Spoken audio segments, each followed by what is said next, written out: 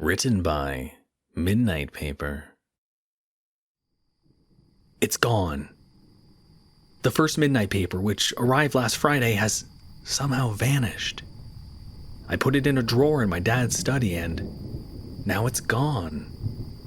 Either someone broke in and stole it or I don't know. It sounds ridiculous, but then again this whole thing is. Maybe it disappeared on its own. After last time, I wanted to be prepared. Tonight, I set a chair in front of the door and waited anxiously since 11 o'clock. Every time a car drove by, every time a leaf crunched on the asphalt outside, I rushed to the peephole. Nothing. The minutes dragged, time seemed to stretch. I felt this feeling before when I ordered something I really wanted online, and I knew it was delivery day. But this was different. Something about this paper is just wrong. If anyone else has gotten it, you'd know. It feels like looking at something you're not meant to be seeing. Like it somehow slipped through the cracks, past all the rigid laws of ordinary life and made its way to you. Holding one in your hands feels like you're touching a physical manifestation of a mistake. I imagine this is what it feels like when you touch something radioactive, as if every second that it's in your presence is somehow warping the very fabric of your life. It's 11:55. It's close. The anticipation coursing through me like a drug. I stood in front of the peephole, not wanting to miss a second. I was looking at my front porch. The street outside was dark, and the front steps were illuminated only by the light above the doorway. I'd placed the welcome mat a little further away so I could see it clearly through the peephole. And that's when it happened. The light above the doorway started to flicker slowly, then faster and faster. Suddenly it shut off completely. The entire porch was smothered in darkness, the only light coming from the streetlights outside. Somehow the shadows around my doorstep were darker than the rest, as if swallowing every last hint of light. Then the light turned on again. Through the peephole I could see that my front porch looked normal. The bulb above the doorway shone steadily, as if nothing had happened. I rushed, my fingers slamming against the lock, and pulled the front door open. The front porch was empty. The street was empty. 1 second passed. 2. The normal sounds of the world around me started to seep back in. I looked down at the welcome mat and it was there. A bundle of black paper wrapped tightly with black twine. I hesitated for a moment before grabbing it. Should I bring it inside? Should I read it out here? Should I read it at all? Then I grabbed it anyway. I'd read one, that threshold had already been crossed. I took the paper into my dad's study and set it down on his desk. The knife from the kitchen was already there, all the pieces were in place. All I had to do was read it. I grabbed the knife, cut the twine, and watched the paper unfurl itself like a strange flower. Immediately, the white words jumped out at me and I started reading. There were a few pages this time, including the front cover, but still only one story. This is what was printed on those black pages. The Removal Doctor. Police warn of dangerous individual. After a spate of reports of a so-called removal doctor, local police urge residents to stay away from strangers who approach them in public spaces and to avoid abandoned buildings of any kind. It started a few months ago. The first report appeared on an online forum for reporting interactions with strange individuals, and this one certainly fit the bill. The anonymous user stated that she was walking across a public park just before closing time when a man approached her and introduced himself as the Removal Doctor. The woman wrote that, at the time, the man seemed professional, reliable, and had a strange persuasiveness about him. The man gave the woman a card and walked off. She has since lost it, but according to her, the card simply had an address printed on either side. The next day, the woman decided to check the address out. She inputted it into a map application and arrived, only to discover that the building had long since been abandoned. Undeterred, she found an open door and walked in. The rest is internet history. Inside the building, the woman was greeted by what looked like a state-of-the-art clinic. The floors were epoxy and spotless. The walls were painted white, and there were tarps set up to cover any broken windows. There were even fluorescent lights hanging from the ceiling. This was a far cry from the kill room the woman had imagined upon finding the abandoned location. But now her mind was wandering more toward an underground organ trafficking ring. She was half right. The woman reports that she found the door to a clinic in the back of the building. She knocked and was welcomed inside. What was awaiting her was a consultation office straight out of a high-end hospital. There were doors to several rooms. One she could see was labeled as containing a CAT scan machine. Another was labeled as a dental office. In the center of the room was a desk, and behind that desk was the same man she had met in the public park. The woman was unable to describe him clearly in her post, only stating that the man was wearing a lab coat and that his face was hidden behind a surgical mask. The man wasted no time getting down to business. He introduced himself as the removal doctor and explained to her that he was in the business of removing things from the human body. Anything you can think of, he said. The woman was clearly unconvinced and somewhat alarmed, but the man assured her that it was a voluntary procedure and one that had the potential to be life-saving. The doctor proceeded to ask the woman to name one thing about herself that she was unhappy with. A memory, a body part, an inconvenient habit, anything. Even a tumor or a fatal condition such as cancer or a clogged artery. Online, the woman admits that she wasn't in her right mind. She was, after all, ignoring a million red flags that are staples of a dozen alleged accounts. Accounts that have transcended culture, time, and location to become old wives' tales everyone has grown up with. Like waking up in a bathtub filled with ice only to discover that your kidneys have been stolen, for example. Luckily, this wouldn't be the case for this woman, nor has it been the case for anyone who has encountered the strange man. There was no bathtub filled with ice, at least.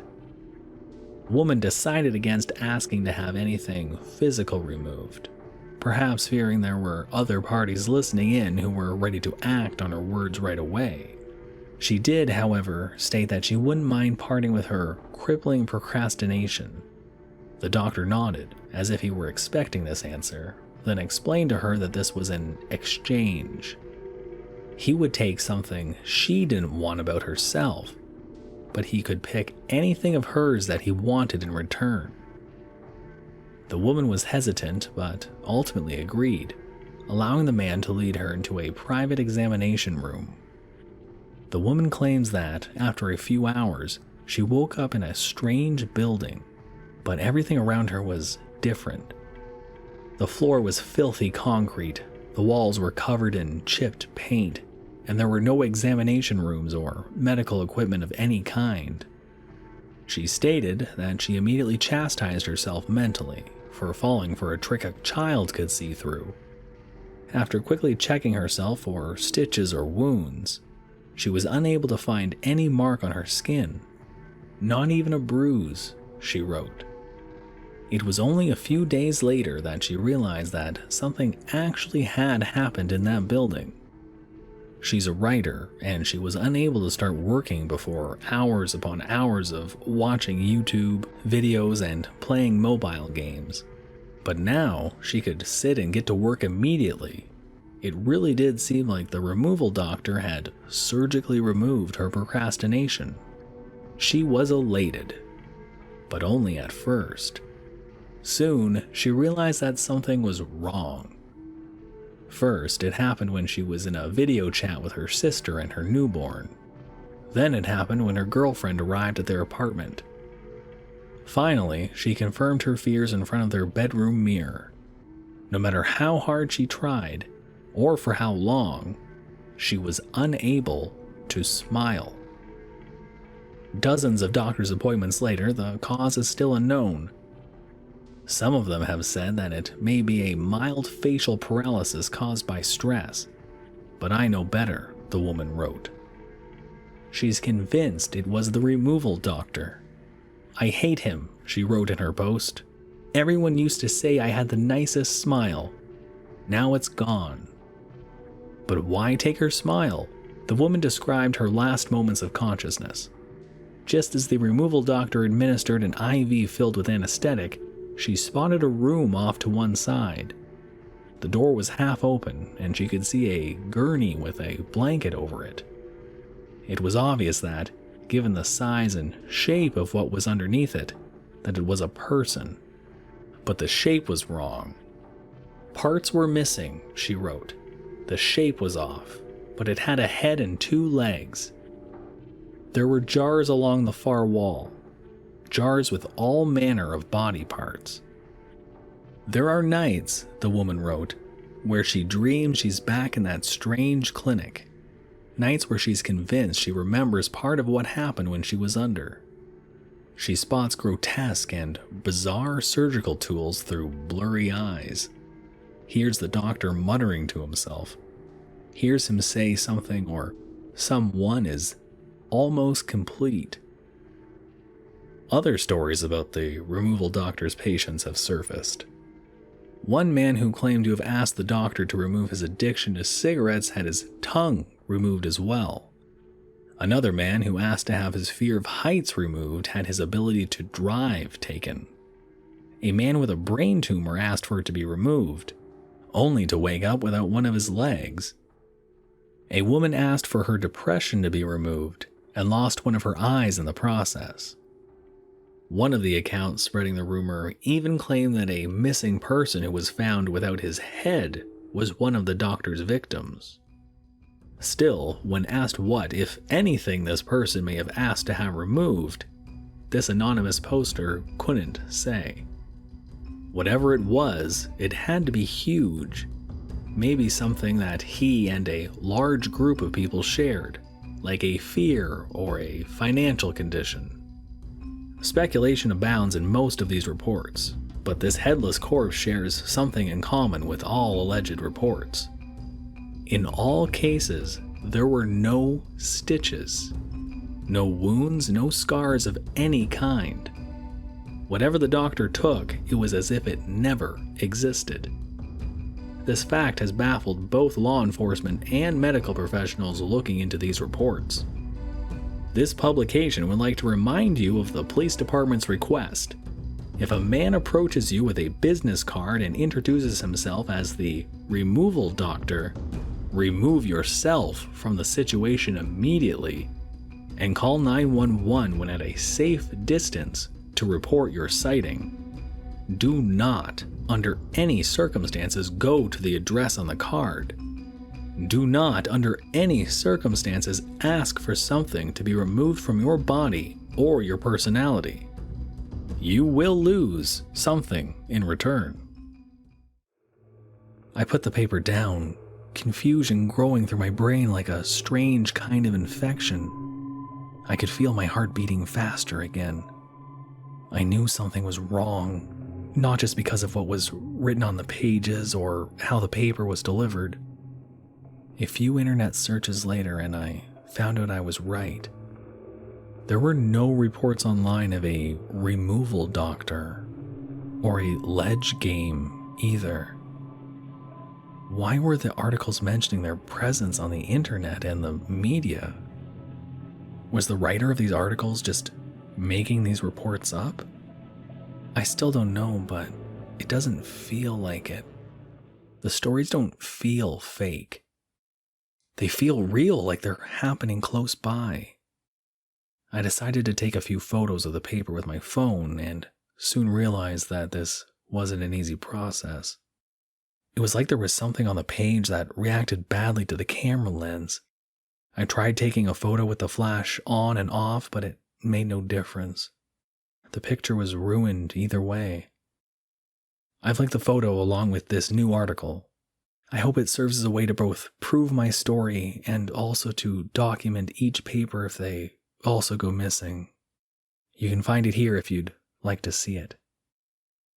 If what my dad said was true, I've made a grave mistake.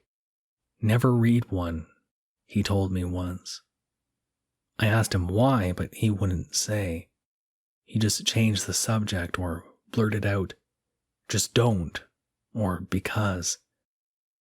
Eventually, I thought he was just trying to scare me and forgot all about it.